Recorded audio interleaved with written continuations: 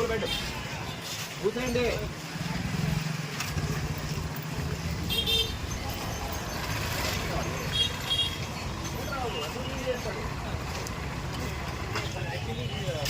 ఇప్పుడు నువ్వు అన్నా కదా చెప్పాను కదా నేను వారం పెట్టుకోండి చెప్పాను కదా. లేదు ఇచ్చారా? ఎప్పుడు ఇచ్చారు? అప్పుడు నేను పోలీసు కట్టండి అక్కడ పైన రాసుకో పోలీస్ కంప్లైంట్ ఇచ్చేద్దాం. పబ్లిక్ న్యూసెన్స్ కింద ఫోన్ కూడా తీసుకొచ్చాం వాళ్ళు. ఇంకా ఏం చేద్దాం? అక్కడ బండి మళ్ళీ ఎందుకు స్టార్ట్ అయ్యి మళ్ళీ చల్లగా అయిపోయింది. అక్కడ బండి పెట్టుకొని పక్కన డెడికేటెడ్ మేస్త్రి మళ్ళీ మేస్త్రి సార్ మీరు కాదండి, మీరు కాదు చెప్పవచ్చు మిస్టేక్లా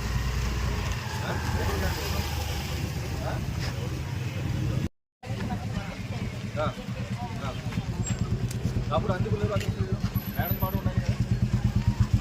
అదే నేను స్టార్టెడ్ మార్చ్ నేను పోలీసు వాళ్ళు పట్టుకొని అక్కడ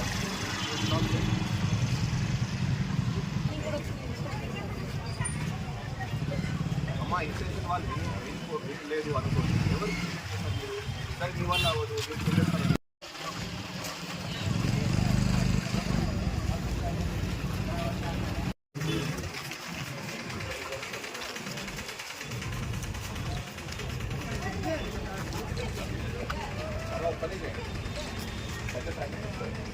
ట్రాక్టర్ లోడ్ చేసి తీసుకోవచ్చు.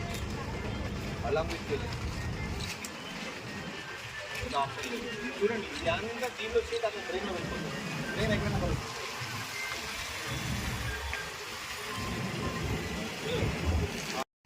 అండ్ నేను ఇక్కడ వచ్చి డ్రాయింగ్ వాటర్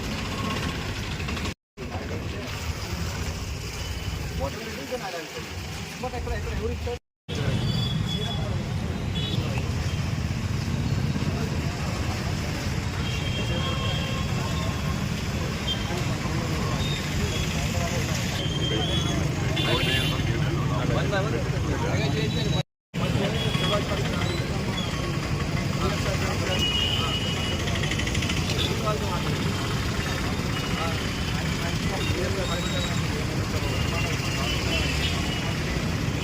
శ్రీకాకుళం మున్సిపల్ కార్పొరేషన్లో మనకి లాస్ట్ వీక్ డైరియా రావడం వల్ల, అలాగే దమల్ వీధి ఆ ప్రాంతంలో అంతా తిరిగిన తర్వాత కొన్ని ముఖ్యమైన అంశాలు మన దృష్టికి వచ్చింది.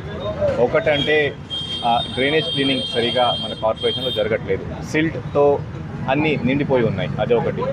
రెండోది మనకి వాటర్ పైప్ లైన్స్ కొన్ని చోట్ల ఓల్డ్ అవ్వడం, బట్ కానీ చాలా చోట్ల లీకేజ్ అవ్వడం అది జరుగుతుంది. సో అది కూడా మనం రిపేర్ చేస్తున్నాం. ఇది కాకుండా శానిటేషన్ పరిస్థితి కూడా బాగాలేదు. అంటే ఒక మెయిన్ రోడ్ తప్ప మిగతా లోపల వెళ్తే శానిటేషన్ పరిస్థితి పూర్గా ఉంది. సో ఇది అంతా మనం గమనించి ఒక 20 స్పెషల్ టీమ్స్ మనం ఫామ్ చేసాం. సో ప్రతి ఒక్క 3 డివిజన్స్కి ఒక స్పెషల్ ఆఫీసర్ పెట్టుకొని వాళ్ళ కింద అందరూ పనిచేస్తారు. స్పెషల్ ట్రాక్టర్స్ కానీ, స్పెషల్ జేసీబీస్ కానీ. సో 22 ట్రాక్టర్స్, 22 జేసీబీస్ నిన్నటి నుంచి ఫీల్డ్లో తిరుగుతున్నాయి. మీరు చూసి ఉంటారు, కొన్ని వేకెంట్ ల్యాండ్స్ క్లియర్ చేస్తున్నారు, కొన్ని మేజర్ డ్రైన్స్ క్లియర్ చేస్తున్నారు. ఆ ట్రాక్టర్తో పాటు ఒక 6 సిబ్బంది కూడా ఎక్స్ట్రా మనం ఇచ్చాం. ఇది కాకుండా బాబ్ క్యాట్ కానీ ఎక్కడెక్కడ TMX-20 అండి, చిన్న చిన్న సందులు ఉన్నాయి, అక్కడ TMX-20 కూడా మనం పెట్టినాం. దీనికి మెయిన్ రిక్వెస్ట్ మీడియా మిత్రుల తరఫున అందరికీ చేస్తున్నాను. కొన్ని అంశాలు ఉన్నాయి. ఒకటి అంటే డైరియా మన దగ్గర పూర్తిగా తగ్గిపోయింది, బట్ కానీ మనం అందరూ అప్రమత్తంగా ఉండాల్సిన పరిస్థితి ఉంది. ఎందుకనే డైరియా ఒకటే వాటర్ వల్ల రాదు, ఫుడ్ వల్ల రావచ్చు. ఏదైనా మీరు బయట వెళ్ళి స్టేల్ ఫుడ్ అంటే ఫ్రెష్గా వేడి ఫుడ్ తినకపోతే దీనివల్ల కూడా రావచ్చు.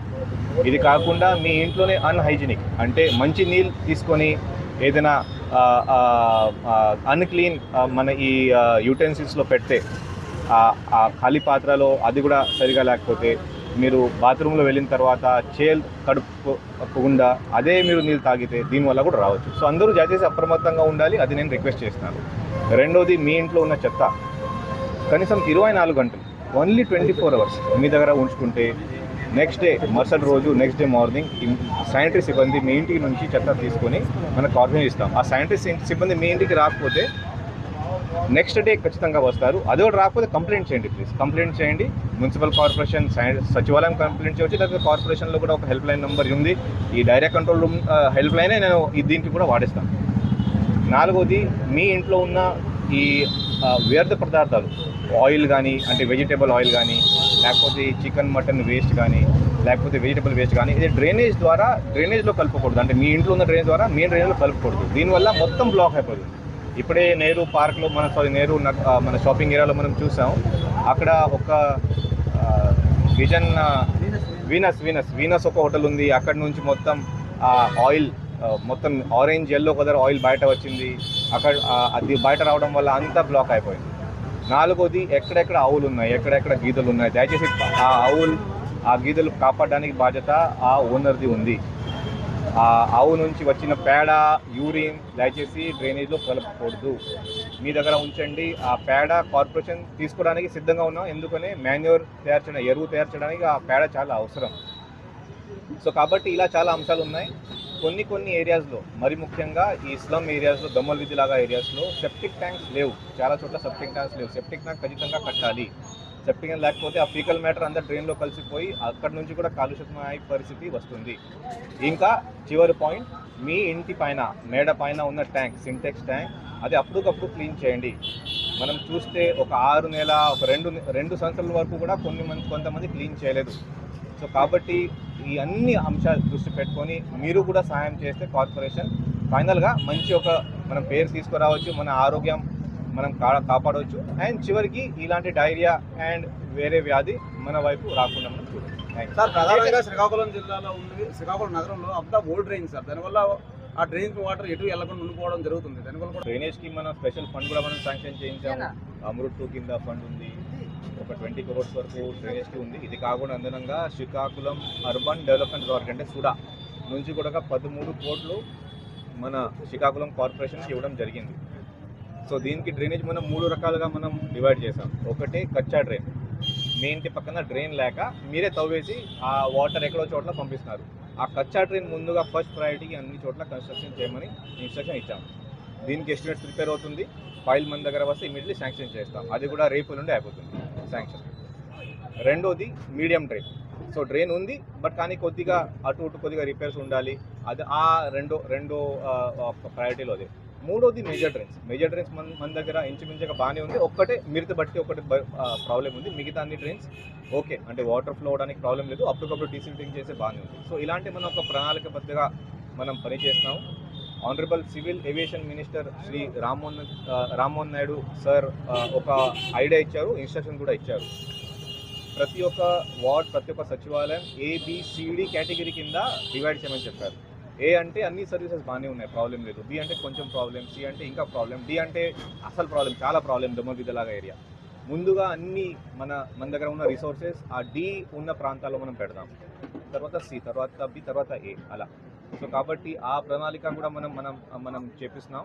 ఇది కాకుండా ఫీల్డ్లో తిరిగిన తర్వాత నాకు అనిపించింది అంటే సచివాలయం సిబ్బందికి అండ్ పబ్లిక్కి సరైన కోఆర్డినేషన్ లేదు. సో కాబట్టి నా ఇంట్లో చెత్త తీసుకోవట్లేదు కాబట్టి నేను ఎవరు కాల్ చేయాలి? శానిటరీ సెక్రటరీకి ముందు కాల్ చేయాలి, లేకపోతే ఆ మిస్త్రికి కాల్ చేయాలి. నా ఇంటిలో వీధి దీపాలు జరగట్లేదు, అది వెలగట్లేదు, ఖచ్చితంగా అమ్యూనిటీ సెక్రటరీకి కాల్ చేయాలి. ఒక గోయి ఉంది, అమ్యూనిటీ సెక్రటరీకి కాల్ చేయాలి. లీక్ ఉంది, అమ్యూనిటీ సెక్రటరీకి కాల్ చేయాలి. వాళ్ళ అమ్యూనిటీ సెక్రటరీ కాకుండా అక్కడ ఉన్న ట్యాప్ ఇన్స్పెక్టర్ ఫిటర్ గత ఒక 20-25 నుంచి పనిచేస్తున్నారు, పాపం అతనికి కాల్ చేస్తున్నారు. అతని పాపం ఇప్పుడు ఒకరే అయిపోయారు, అతను అంత పని చేయలేరు, మిగతా వేరే పని కూడా అతనికి చాలా ఎక్కువ ఉంది. సో ప్రతి ఒక్క సచివాలయం సిబ్బందికి వాళ్ళ పని బట్టి ఎక్కడ ఎవరు పని చేస్తారు, ఎప్పుడు పని చేస్తారు, ఏం పని చేస్తారు, ఈ 3 క్వశ్చన్స్ ప్రాపర్గా డివిజన్ చేసుకొని ఆ ఏరియాలో ఆ అమ్యూనిటీ సెక్రటరీ పేరు, ఫోన్ నంబర్ ప్రతి గోడ పైన, లేకపోతే ప్రతి అట్లీస్ట్ ఒక వీధి కార్నర్లో మనం ప్రింట్ చేసి మనం అక్కడ అంటిస్తాం. పబ్లిక్ ఏదైనా ప్రాబ్లం ఉంటే వాళ్ళకి ముందు కాల్ చేస్తారు, వాళ్ళ వల్ల సాల్వ్ అవ్వకపోతే డెఫినెట్గా తర్వాత సచివాలయానికి వచ్చి లేకపోతే కార్పొరేషన్ వచ్చి కాల్ చేస్తారు. సో ఇలా ఒక సిస్టమేటిక్గా మనం ఇన్ఫర్మేషన్ పనిచేస్తాం. లేటెస్ట్ ఇన్ఫర్మేషన్ టోటల్గా పేషెంట్స్ ఎంతమంది ఇక్కడికి హాస్పిటల్లో వాళ్ళంతమంది పూర్తిగా నిన్న రాత్రికి 83 పబ్లిక్ హాస్పిటలైజ్. నిన్న రాత్రి నుంచి ఈరోజు పొద్దున వరకు హెచ్ఆర్ వీధి నుంచి ఇంకొకరు వచ్చారు. సో 84 డిశ్చార్జెస్ చాలా ఎక్కువ. Discharges cross already 120. టోటల్ ఒక 200 వరకు ఉన్నారు. లేటెస్ట్ ఫిగర్ నేను టీపీఆర్ ద్వారా అందరికీ ఇస్తాను. డెత్ ఒక 2 మనం గుర్తించాం, 2 సస్పెక్టెడ్ డెత్. బికాజ్ బయట డెత్ జరిగింది, ఇక్కడ వచ్చి నేను వాటర్ తాగాను ఇప్పుడు ఏమని చెప్తున్నారు. సో ఇలాంటి కొన్ని ఇష్యూస్ వస్తున్నాయి. సో అర్హత ఉన్న వాళ్ళకి డెఫినెట్గా మనం అన్ని ఎంక్వైరీ చేసుకొని డెఫినెట్గా ఇఫ్ డెత్ జరిగింది అంటే ప్రభుత్వం తరఫున గవర్నమెంట్ తరఫున అన్ని సహాయ సహకారం మనం ఇస్తాం. ఇది కాకుండా మీరు ఒకవేళ హాస్పిటల్కి వెళ్ళారు, ప్రైవేట్ హాస్పిటల్ వెళ్ళారు, ఆ ప్రైవేట్ హాస్పిటల్ ద్వారా వాళ్ళు మీ నుంచి ఏదైనా డబ్బు తీసుకున్నారు, ఆ డబ్బు కూడా డీసీ ఎన్టీఆర్ వైద్య సేవ, డిస్ట్రిక్ట్ కోఆర్డినేటర్ వైద్య సేవ ప్రతి చోట్ల వెళ్ళి ఏదైనా అమౌంట్ కట్టారు మళ్ళీ వెనక ఆ పేషెంట్కి కట్టేసి ఇస్తున్నారు. సో ప్రభుత్వం తరఫున అన్ని సహాయ సహకారం మనం వాళ్ళకి ఇచ్చాం. అంబులెన్స్ కానీ మెడికల్ క్యాంప్ ఇంకా నేను 2-3 రోజుల వరకు అక్కడే ఉంచుకోమని చెప్పారు. అంటే డమ్మల్ వీధిలో ఒక స్కూల్ ఉంది, అక్కడే ఉంచుకోమని చెప్పాం. సో కాబట్టి government is fully giving care. But కానీ పబ్లిక్ నుంచి కూడా దయచేసి ఇంకా ఒక 2-3 వారం కొంచెం అప్రమత్తంగా ఉంటే బాగుంటుంది. Thank you.